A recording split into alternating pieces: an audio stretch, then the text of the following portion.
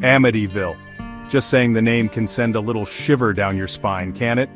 It's a name that has become famous all around the world, not for something happy, but for a story of ghosts and fear.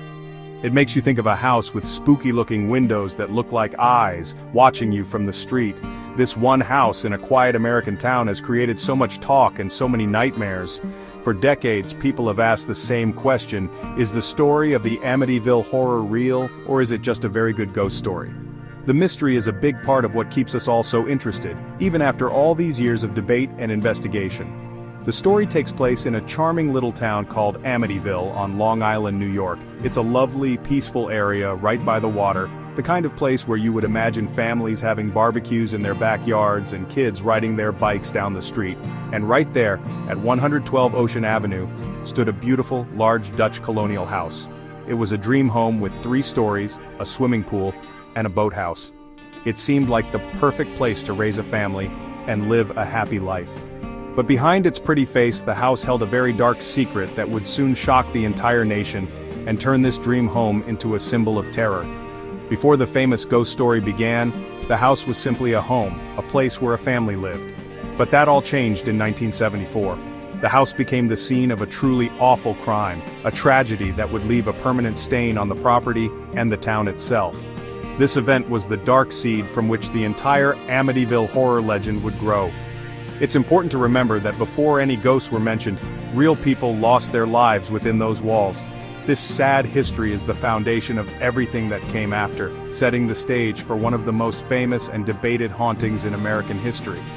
The house itself is a real place, which makes the story even scarier for many people. You can find pictures of it online, and it looks just like any other big old house in a nice neighborhood. But knowing the stories that have come from it changes how you see it. The windows that look like quarter moons suddenly seem like glowing eyes in the dark. The peaceful setting by the water feels eerie and isolated. The house at 112 Ocean Avenue became more than just a building. It became a character in its own terrifying tale, a place where evil was said to have settled in and made itself at home. The dark history of the Amityville house began on a cold night in November 1974. Inside the home lived the DeFeo family, Ronald Sr., Louise, and their 5 children. From the outside, they might have seemed like a typical family. But on the night of November 13th, something went horribly wrong.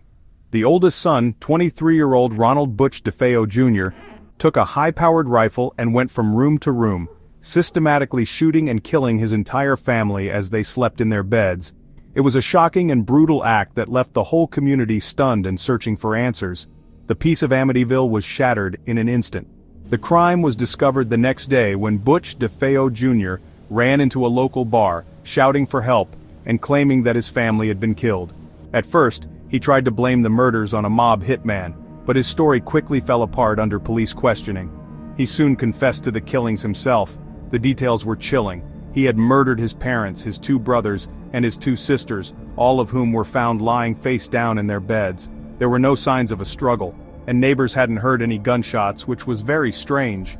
This lack of noise added another layer of mystery to the already horrific event. During his trial, Ronald DeFeo Jr.'s story changed many times.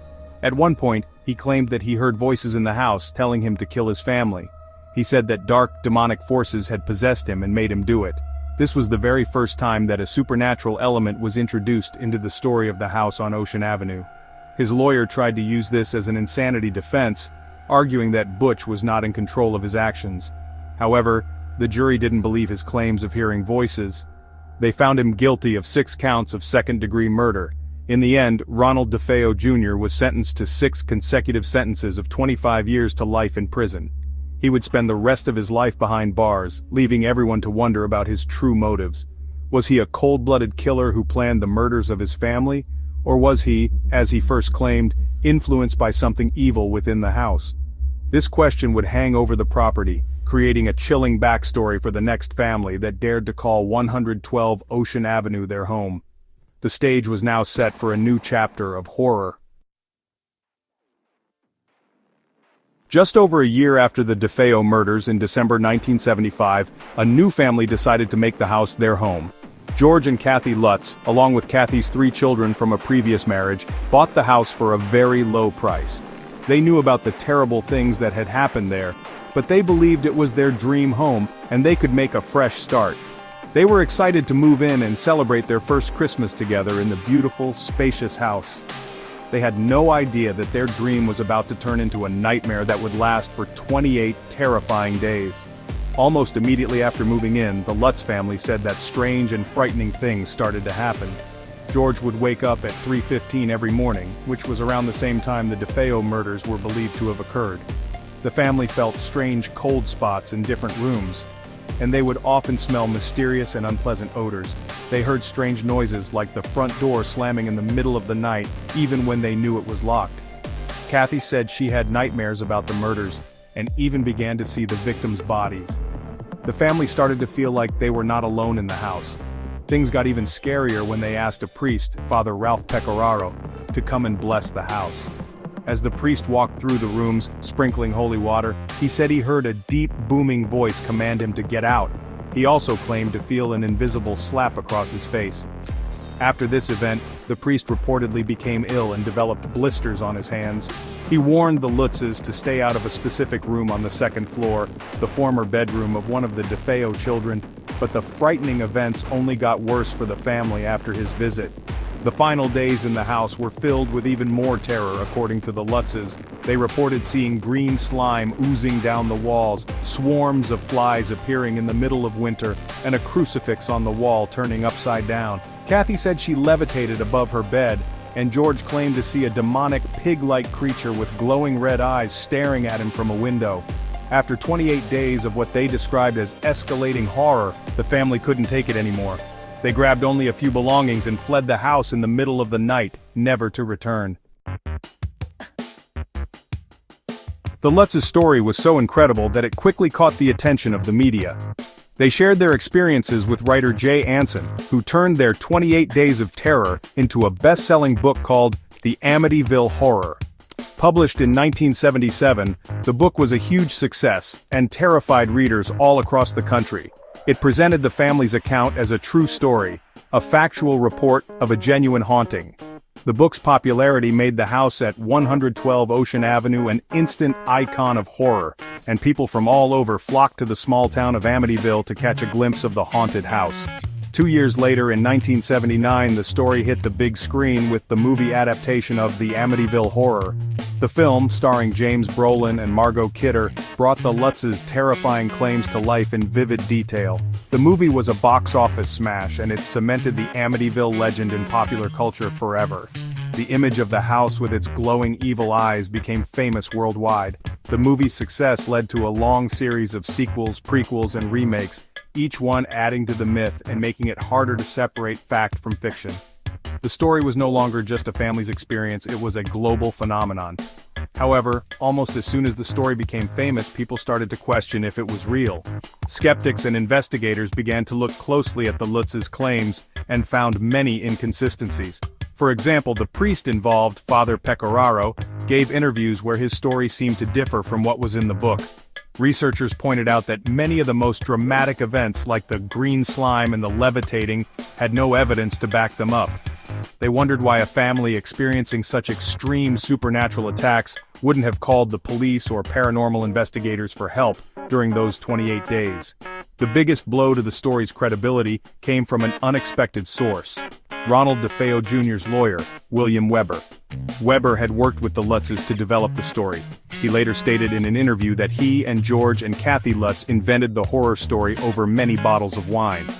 He claimed they took details from the real DeFeo case and exaggerated them to create a profitable ghost story. This has led many people, including paranormal investigators and sociologists like Robert Bartholomew, to conclude that the Amityville Horror was not a true haunting, but a cleverly crafted hoax designed to make money. The debate over whether the Amityville story is fact or fiction has raged on for decades, and at the heart of it is how real-life details were transformed into supernatural claims. The foundation of the legend was, of course, the very real and very tragic DeFeo murders. This undisputed crime gave the story a dark and authentic starting point. William Weber, the defense attorney for Ronald DeFeo Jr., admitted that they used the facts of the case as a launching pad. They took elements like DeFeo's claim of hearing voices and expanded on them, creating a narrative where the house itself was the source of evil that influenced him and later tormented the Lutzes.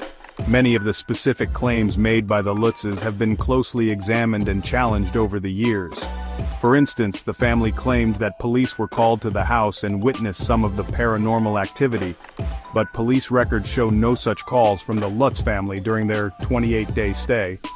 They also claimed that the weather was unusually cold and that they had problems with their furnace, but weather records for that month in Long Island showed a normal winter.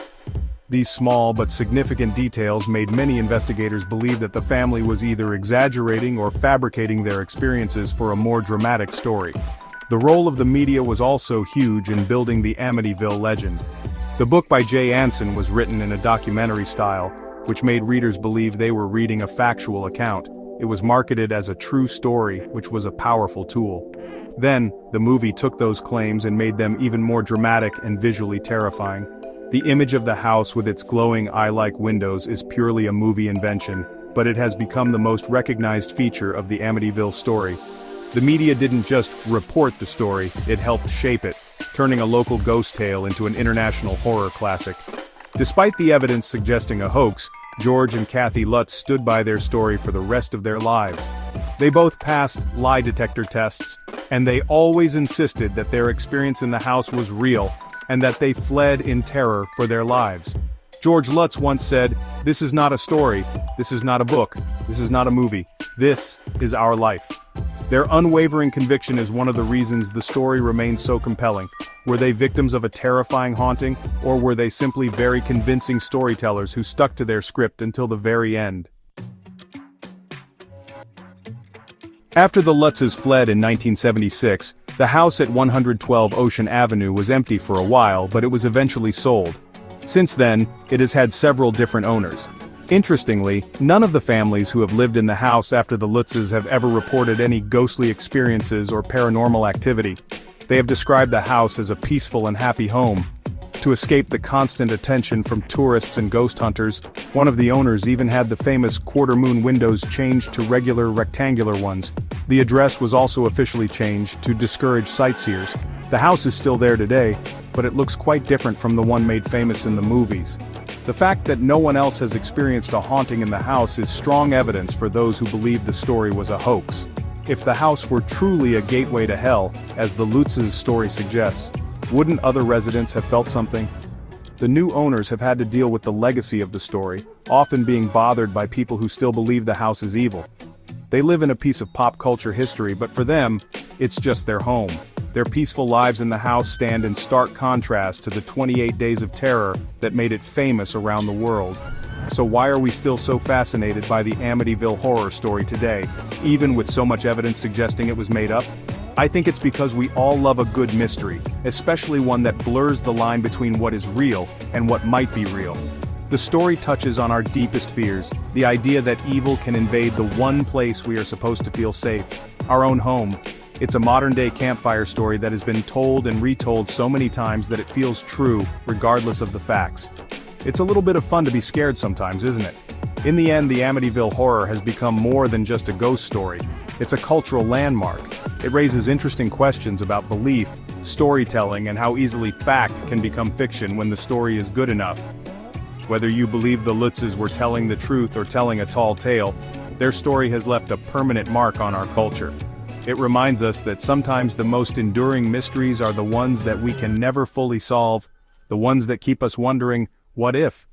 And that perhaps is the real reason the house on Ocean Avenue will always haunt our imagination.